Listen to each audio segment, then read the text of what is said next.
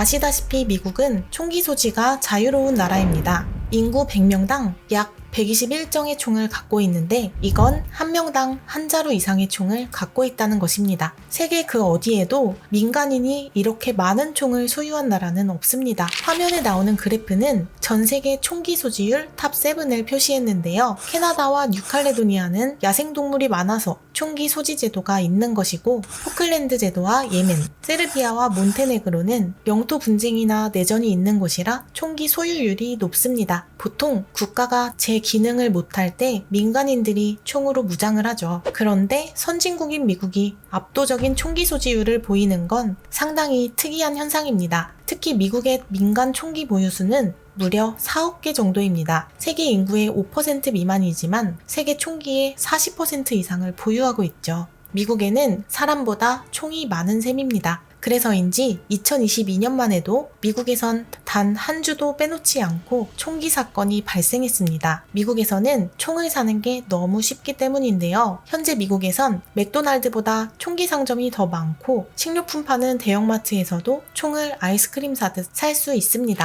미국의 역사는 곧 총의 역사이기도 합니다. 1607년 영국에서 온 개척자들이 아메리카 대륙에 발을 내디뎠습니다. 그들은 신대륙에 정착하기 위해 동물과 씨앗 그리고 총을 챙겨왔죠. 영국 정부는 아메리카의 척박한 땅으로 이주하는 사람들이 인디언과 야생동물로부터 자신을 보호할 수 있게 총기 소유를 허락했습니다. 이렇게 정착 초기부터 총기는 사회에 뿌리내리기 시작했습니다. 그러다 아메리카 식민지는 영국의 불만이 점점 커져갔죠. 세금 문제로 갈등이 생기고 1773년엔 보스턴 차 사건이 터집니다. 이때 열받은 영국은 아메리카 식민지에 총과 무기 수출을 금지해버렸는데요. 식민지들은 무기를 가질 기본권을 뺏겼다며 거세게 투쟁하게 됩니다. 북아메리카에 있는 13개 영국 식민지는 마침내 독립전쟁에서 승리했고 미국이라는 신생국가를 수립하게 됩니다. 스스로 독립을 쟁취한 미국인들에겐 이런 인식이 생겼습니다. 만약 우리에게 총이 없었다면 영국의 탄압에서 스스로를 지킬 수 없었을 거고 이렇게 새로운 나라를 세우지도 못했을 것이다. 미국 독립전쟁을 계기로 미국인에게 총이란 나를 지킬 수 있는 중요한 수단으로 자리 잡게 된 거죠. 기존 모국이었던 영국이 등 돌린 경험 때문일까요? 미국인들은 독립 후에도 새로운 연방정부를 믿지 않았습니다. 국가의 횡포를 막고 스스로를 지키려면 역시나 총이 필요하다고 여겼죠. 그렇게 미국은 헌법 제정 이후 1791년에 수정헌법 제2조를 제정합니다. 이 법의 내용은 한마디로 미국인의 총기 소유가 곧 국민의 기본 권리라는 겁니다. 이 수정헌법 제2조는 오늘날까지도 미국의 총기 규제를 어렵게 하고 있죠. 미국인에게 총이란 자유와 독립의 상징인 동시에 독립을 스스로 쟁취했다는 자부심입니다. 이렇게 미국인의 총부심은 특별한 역사적 DNA로부터 발현됐다는 것을 이해해야 합니다. 미국의 총기가 본격 확산된 것은 언제부터일까요? 1861년 남북전쟁이 계기였습니다. 남북이 치열하게 격돌하면서 총이 대량 생산되고 총값은 더 싸지고 더 쉽게 총을 살 수 있게 됩니다. 게다가 서부 개척 시대도 열리고 있었습니다. 미국의 서부 개척 시대 하면 어떤 이미지가 떠오르시나요? 아마 황야의 무법자, 총을 든 보안관, 솥대를 보는 카우보이를 생각하실 겁니다. 그동안 신생 미국은 땅을 돈 주고 매입하는 방식으로 동쪽에서 서쪽으로 광활한 영토를 확장해 왔는데요. 경제와 산업의 중심은 여전히 동부에 집중돼 있어서 새롭게 개척한 서부는 대부분 빈 땅이나 마찬가지였습니다. 그러다 1848년 한 광산에서 금이 발견되면서 캘리포니아 드림, 일명 골드러시가 시작됐습니다. 골드러시를 쫓아 캘리포니아에 온 사람들은 점차 마을을 형성해서 살아갔는데요. 이들 중에는 예상치 못한 무서운 이웃들이 섞여 있었습니다. 총잡이나 도둑, 갱단까지 금 찾으러 몰려왔기 때문입니다. 동쪽 정부의 행정력이 아직 미치지 못한 서부는 그야말로 무법지였고 치안이 엉망이었죠. 그래서 마을을 지켜줄 사람이 등장했습니다. 바로 서부의 아이콘, 보안관입니다. 특히 서부 영화도 총기 문화에 단단히 한몫했습니다. 거친 총잡이들의 대결, 무법자와 보안관의 대결 장면처럼 수많은 명장면이 미국인의 가슴속에 자리 잡았죠. 이때까지만 해도 총이 위험하다는 인식조차 거의 없었습니다.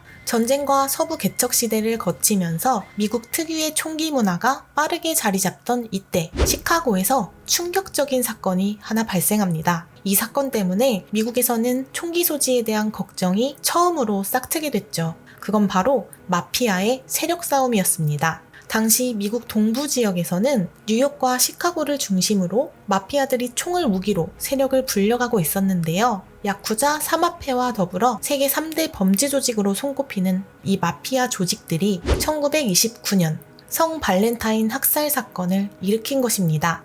이 사건은 미국 사회에 총기 학살에 대한 공포를 심어줬고 1934년 프랭클린 루스벨트 대통령은 국가총기법을 제정합니다. 국가총기법은 미국 사상 최초의 연방 총기 규제법이었습니다. 이제 기관총같이 위험한 총기는 세금을 더 부과하고 총기를 의무적으로 당국에 등록하도록 규제한 거죠. 그러나 최초의 총기 규제법은 평화를 지속하기엔 역부족이었습니다. 1963년 또다시 쇼킹한 사건이 벌어졌죠. 무려 케네디 대통령이 목과 머리에 총을 맞은 사건이었습니다. 첫 발은 빗나가고 두 번째 총탄은 대통령의 목을, 세 번째는 머리를 관통했습니다. 케네디 대통령은 결국 과다출혈로 사망하고 말았습니다.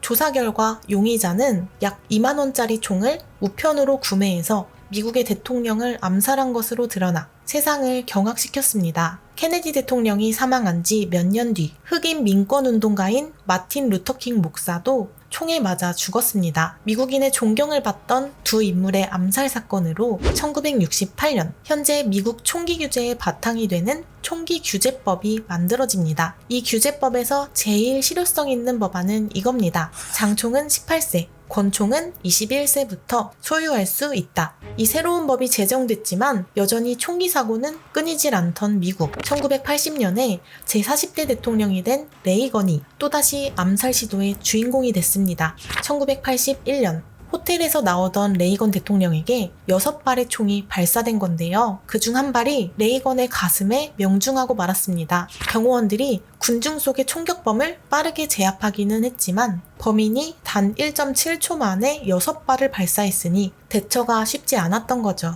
가슴에 총을 맞은 레이건 대통령은 다행히 부상에서 회복됐고 왼쪽 이마에 총알이 박힌 공보비서는 뇌손상으로 하반신이 마비됐습니다. 현장 검거된 25살 총격범이 암살을 시도한 이유는 충격적이었습니다. 좋아하는 영화배우에게 자신의 존재를 알리기 위해 총을 쐈다고 하죠. 원래 이 정도면 가석방 없는 종신형을 선고받아야 했지만 그는 중증 정신병자로 판명돼 처벌할 수가 없었습니다. 이 사건으로 미국에선 정신병 환자의 총기 소지 논란이 가열됐죠. 특히 레이건 대통령 사건 때 가장 큰 피해를 입은 공보비서관 브래디는 새로운 총기 규제법 제정을 위해 발벗고 나섰습니다. 이렇게 1993년 브래디 권총 폭력 예방법이 탄생합니다. 이 법으로 총기 구입 절차는 까다로워졌지만 별 효과는 없었습니다. 1993년에 브래디법이 통과되기 전 끔찍한 사건이 또 있었습니다. 의회가 브래디법을 통과하냐 마냐 하면서 설왕설래하던 1991년 텍사스 킬린의 한 카페에서 대학살이 벌어진 것입니다. 150명 정도의 사람들이 붐비던 카페에 난데없이 자동차 한 대가 유리창을 박으면서 들이닥쳤죠. 35세의 조지 해너드라는 남자가 너희를 모두 죽이겠다고 소리치더니 미친 듯이 총을 쏴대기 시작했습니다. 일명 텍사스 킬린 대학살 사건으로 공격용 무기 판매 금지법이 제정됐는데요. 군용으로 개발된 19개 총을 일반인이 살 수 없게 한 겁니다. 이렇게 구체적인 규제법이 만들어진 건 아주 고무적인 일이었지만 이 법은 치명적인 부작용을 달고 왔습니다. 총기 회사들은 공격용 무기 판매 금지법을 교묘하게 이용해 꼼수를 찾아냈고 그 결과 더 살상 효과가 강력한 고성능 총기가 생산됐습니다. 소비자들도 자신을 방어하기 위해 고성능 총기를 더 선호하는 현상이 일어났죠. 애초에 시효기간이 10년이었던 이 법안은 2004년에 폐기됐습니다. 그 결과 지금은 아무나 공격용 무기를 살 수 있게 됐죠. 미국은 꾸준히 총기규제법을 제정했지만 나아지는 게 없습니다. 그 이유는 1968년에 제정한 총기규제법만이 실효성을 갖기 때문입니다. 근데 규제법은 또 연방법만 있는 게 아니라 각 주에도 존재합니다. 미국은 각 주의 권한을 중요시하는 연방국가이기 때문에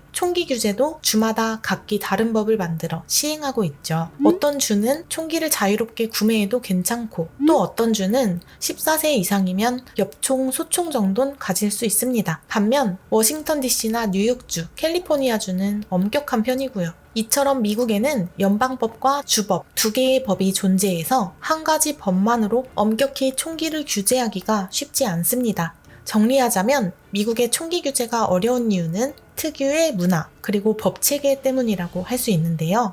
이런 상황의 배후에는 거대 단체가 존재한다는 사실을 아시나요? 미국 최대의 로비 단체로 불리는 이들은 일명 NRA라 불리는 전미 총기 협회입니다. NRA는 한마디로 총기 판매자 연합입니다. 시민의 총기 소지권을 지지하고 수정헌법 제2조를 신념으로 삼으며 총기 규제를 막기 위해 정치인들에게 적극적으로 로비합니다. NRA의 회원은 무려 500만 명에 이른다고 알려져 있는데요. 총기 관련 기업, 공화당 의원뿐만 아니라 트럼프 전 대통령도 여기 회원입니다. 영화배우 브래드 피트와 안젤리나 졸리, 조니 뎁 같은 유명인들도 많죠. NRA는 막대한 자금력으로 움직이는 비밀스러운 단체입니다. 미국 총기 기업에서 엄청난 활동 자금을 기부받고 여기에 500만 회원이 되는 연회비에 광고비까지 더해집니다. NRA는 총기 규제를 막기 위해 킹메이커까지 자처합니다. 이들이 대통령을 만드는 방법은 아주 간단합니다. 막대한 자금력으로 정치인에게 자금을 지원하고 그가 미국 대통령이 될 수 있게 밀어주는 거죠. 예컨대 로널드 레이건은 친총 성향으로서 NRA의 눈에 들었고 NRA는 막대한 정치 광고를 펼치며 레이건의 당선을 밀어줬습니다. 제45대 대통령인 도널드 트럼프의 선거운동에서는 NRA가 약 342억 원을 쓴 것으로 추정하고 있습니다. NRA는 사실상 그간 대부분의 총기 규제법을 막아왔습니다. 미국에서 새로운 법을 제정할 때 보통은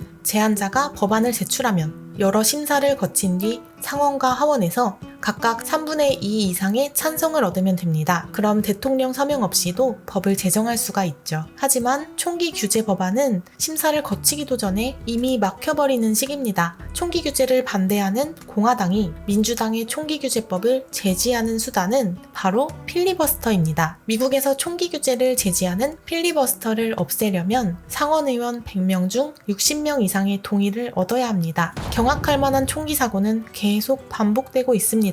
2017년 컨트리 뮤직 페스티벌이 열린 라스베가스 야외 공연장에서는 900명이 넘는 역대 최다 사상자가 발생했습니다. 트럼프는 SNS를 통해 피해자들에게 애도의 메시지를 전했지만 총기 규제에 대한 어떠한 법안도 내놓지 않았습니다. 전미 총기협회의 자금을 받아서 대통령이 됐기 때문에 협회의 입김에서 자유롭지 못했던 거죠. 하지만 여론을 의식한 협회와 공화당 주요 인사 그리고 트럼프는 결국 강력한 총기 규제를 피하기 위해 차선책을 택했습니다. 총기 규제가 아니라 총기 장비인 범프 스톡을 규제하기로 한 겁니다. 바이든 대통령은 트럼프 전 대통령과는 반대로 총기 규제법의 필요성을 강조했습니다. 그리고 2022년 6월 총기 규제를 강화하는 법안이 통과하게 됐죠. 약 30년 만에 드디어 연방 총기 규제법인 초당적 총기 안전법안이 탄생한 것입니다. 이 법은 미성년 범죄와 기록을 제공하고 총기를 일시적으로 뺏을 수 있는 법을 도입하는 주에는 인센티브를 주겠다는 내용입니다. 약 30년 만에 제정한 이 연방 총기 규제법 효과는 어떨까요? 사실 이 법안은 바이든과 민주당이 요구해온 내용, 예를 들어 공격용 소총 구매 나이 상향 조정이나 신원 조회 같은 내용이 빠져 있습니다. 바이든 대통령은 합의안을 발표하는 성명에서 이렇게 말했습니다. 필요한 조치가 모두 이뤄진 것은 아니지만 옳은 방향으로 가는 중요한 걸음이다. 이 법안은 아주 애매합니다. 얼마 후 여론이 잠잠해지고 선거 때가 되면 NRA는 또다시 조용히 움직일 테고요. 화면에 나오는 그래프는 미국 시민을 상대로 권총 소지 금지법이 필요한지 아닌지를 조사한 결과인데요.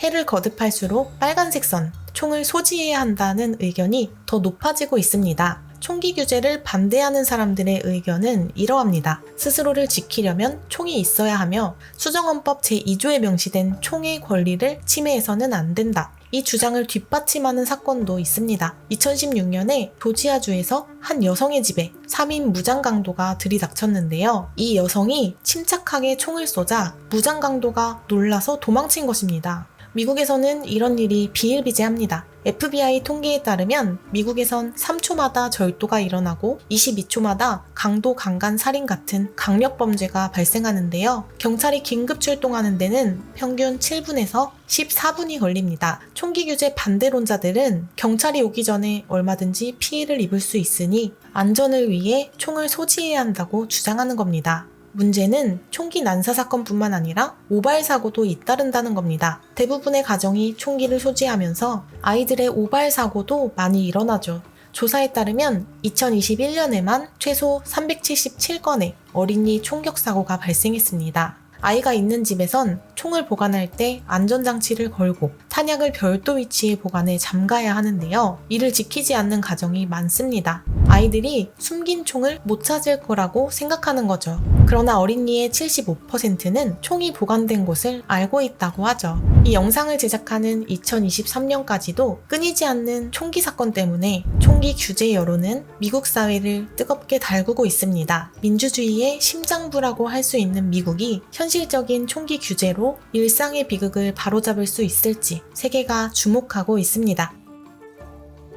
이 영상은 벌거벗은 세계사 잔혹사 편을 바탕으로 제작했습니다. 벌거벗은 세계사는 60주 연속 역사 분야 베스트셀러인 만큼 워낙 유명한 시리즈인데요. 최근에 경제편과 잔혹사 편이 출간돼서 개인 소장하고 시간 가는 줄 모르게 읽었습니다. 경제편에서는 돈으로 권력을 휘두른 중세 메디치 가문부터 한순간 경제가 붕괴한 일본의 버블 경제까지 세계 경제 질서를 뒤흔든 결정적인 순간들을 담았고요. 잔혹사 편에서는 중세 유럽 마녀 사냥의 진실부터 미국의 총기 사건, 인류 멸망 시그널에 이르기까지 감추고 싶은 세계의 흑역사를 알차게 담았습니다. 도서 한정으로 방송에서 보여주지 못한 내용도 특별 수록했다고 하네요. TVN 교양 프로그램인 벌거벗은 세계사 제작팀의 신간을 통해 여러분도 재밌는 역사여행 즐겨보시길 바라는 마음으로 추천드립니다. 세계관이 넓어지는 지식 채널 쏨작가의 지식사전은 여러분의 응원과 댓글로 성장합니다. 시청해주셔서 감사합니다.